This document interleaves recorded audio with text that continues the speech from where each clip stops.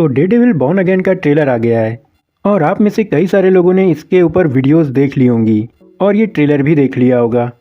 पर मैं जिस तरह की वीडियो लेकर के आया हूँ आपने ऐसी वीडियो नहीं देखी होगी, क्योंकि मैं इस वीडियो में आपको बताने वाला हूँ डेयरडेविल बॉर्न अगेन के ट्रेलर में छुपी 15 हिडन डिटेल्स के बारे में, जो कि हो सकता है कि आपसे मिस हो गई हूँ। तो अब जल्दी से वीडियो को आगे बढ़ाते हैं। तो सबसे पहली डिटेल ये है कि विल्सन फिस्क अब न्यूयॉर्क शहर का मेयर हो चुका है और ये ट्रेलर इस बात को कंफर्म करता है, जैसा कि मार्वल की एको सीरीज के एंड में दिखाया गया था। अब फिस्क मेयर किस लिए बना है ये कहना मुश्किल है। हो सकता है कि वो अपने फायदे के लिए मेयर बना हो, ताकि जो भी वो अपने उल्टे सीधे काम करता है वो आसानी से कर सके। और नंबर 14 पे है मैट मर्डॉक का डेयरडेविल के काम से रिटायरमेंट। तो जहाँ पे फिस्क और मैट एक दूसरे से बात कर रहे होते हैं, वहाँ पर फिस्क मैट से पूछता है कि तुमने विजिलेंटेंस क्यों छोड़ दिया, जिसके जवाब में मैट कहता है कि कुछ लाइंस पार हो गई थी। जिसके बाद हम डेयरडेविल के मास्क को एक बिल्डिंग से नीचे गिरते हुए देखते हैं, जहाँ कई सारी इमरजेंसी व्हीकल्स खड़े हुए हैं, जिसका मतलब ये हो सकता है कि शायद कि ये शो शुरू होने से पहले हमें Matt Murdock as Daredevil retire दिखाया जाए। नंबर 13 पे है कैरन पेज और फॉगी नेल्सन की वापसी। तो एल्डन हेंसन की फॉगी नेल्सन और डेबोरा एनवोल्ड की कैरन पेज इस ट्रेलर में कॉक्स के डेयरडेविल के साथ लौटते हुए दिखाई दे रहे हैं, जो कि मेन नेटफ्लिक्स सीरीज में मैट मर्डॉक के सबसे करीबी दोस्त और साथी हैं। और नंबर 12 कि डेयरडेविल की एमसीयू टाइमलाइन में कहाँ सेट है। तो डेयरडेविल बॉर्न अगेन में ट्रेलर में नए साल के मौके पर टाइम स्क्वायर के सीन्स दिखाए गए हैं, जिसे देखकर लग रहा है कि ये न्यू ईयर सेलिब्रेशन चल रहा है। और ये देखते हुए कि हॉकाई 2024 में क्रिसमस पर सेट था और वहीं एको 2025 में, तो ये कहा जा सकता है कि फिस्क नवंबर 2025 में चुनाव जीतेगा और ये डेयरडेविल बॉर्न अगेन 2026 में सेट होगा। नंबर 11 पे है बुलजाई रिटर्न। तो विल्सन बेथेन के बेंजामिन पॉइंडेक्स्टर उर्फ बुलजाई के रोल में वापसी कर रहे हैं, जिसे हम इस ट्रेलर में चलते हुए देख रहे हैं। और क्योंकि सीजन 3 के एंड में फिस्क बुलजाई को पैरालाइज कर देता है, जिसके बाद डॉक्टर ओयामा बुलजाई की रीढ़ की हड्डी पर एक एक्सपेरिमेंटल ऑपरेशन करता है। और अगर कॉमिक बुक की बात की जाए तो उसमें भी बुलजाई के साथ एक ऐसा ही एक्सपेरिमेंट किया जाता है, जो कि उसकी रीढ़ की ही हड्डी पे होता है, पर वहाँ पे एडमेंटियम यूज किया जाता है। और सोचने वाली बात यह है कि आने वाली कैप्टन अमेरिका 4 में हमें एमसीयू के अंदर पहली बार एडमेंटियम देखने को मिलने वाला है। नंबर 10 डेयरडेविल की नई लव इंटरेस्ट। हालांकि गाइज यहाँ पे इस कैरेक्टर का नाम अभी तक की नहीं बताया गया है, पर ऐसा हो सकता है कि मैट मर्डॉक को एक नई लव इंटरेस्ट मिल गई है, जिसका कैरेक्टर मार्गरीटा लेविएवा प्ले कर रही हैं। हालांकि कुछ रूमर्स सुनने में आ रहे हैं जिसमें बताया जा रहा है कि ये कैरेक्टर हीथर ग्लेन का हो सकता है। डेयरडेविल बॉर्न अगेन में एक नया विलन भी सामने आया है, म्यू। नहीं, ये वाला नहीं, ये।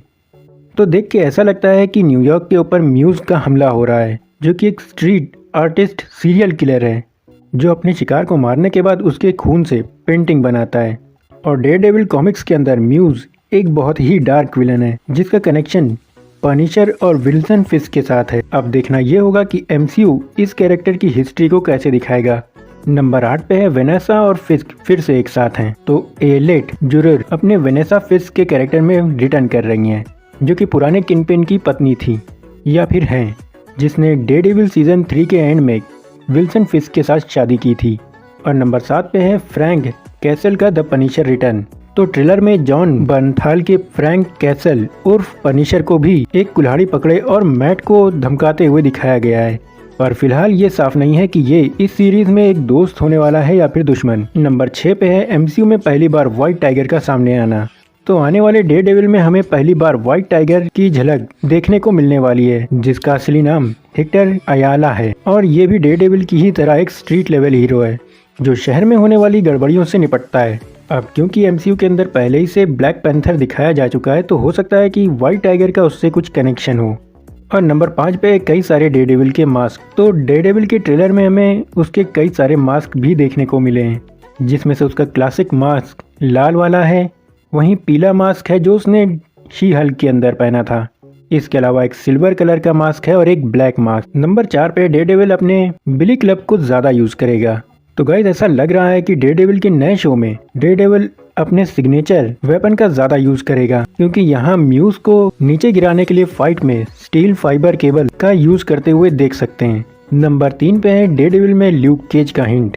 तो शहर में भाषण देते हुए मेयर फिश के टाइम स्क्वायर शॉट में हार्लेम पैराडाइज का ऐड दिखाया गया है और ये एक जैज क्लब है जिसका मालिक मारिया डिलार्ड यानी स्टोक्स था और नेटफ्लिक्स के ल्यूक केज के सीजन 2 के एंड में ये केज को मिल जाता है। और नंबर 2 पे है डेयरडेविल में एंटमैन और वॉस्प का हिंट। तो जिस जगह हमें ल्यूक केज का हिंट मिला वहीं सीन में हमें होप वैन डैम फाउंडेशन का ये ऐड भी देखने को मिला और इस फाउंडेशन का नाम सुनकर आप समझ ही गए होंगे कि ये इसे कौन चलाता है। हालांकि 2023 की एंटमैन क्वांटमेनिया में हमें इसके बारे में काफ़ी कुछ जानने को मिला था। और नंबर 1 पे डेयरडेविल ट्रेलर में एक बड़े हादसे का हिंट। तो इस सीन में गिरता डेयरडेविल का मास्क मैट की नई लव इंटरेस्ट और जोशी के घर पे हमला करने वाला ये बंदूकधारी, ये सभी चीज़ें इस बात की तरफ हिंट करती हैं कि डेयरडेविल के शुरुआती कुछ एपिसोड में कोई बड़ी घटना होने वाली है और इसी तरह से हो सकता है कि वो रेखा पार हो गई हो, जो कि हो सकता है कि फॉगी कैरेन या मैट के दोनों करीबी दोस्तों की मौत हो सकती है। तो बस गाइस इस वीडियो में इतना ही। अगर मुझसे कुछ छूट गया है तो आप मुझे कमेंट में ज़रूर बताना। वीडियो में कुछ पसंद आया हो तो लाइक करना, चैनल पर नए हो तो सब्सक्राइब ज़रूर करना।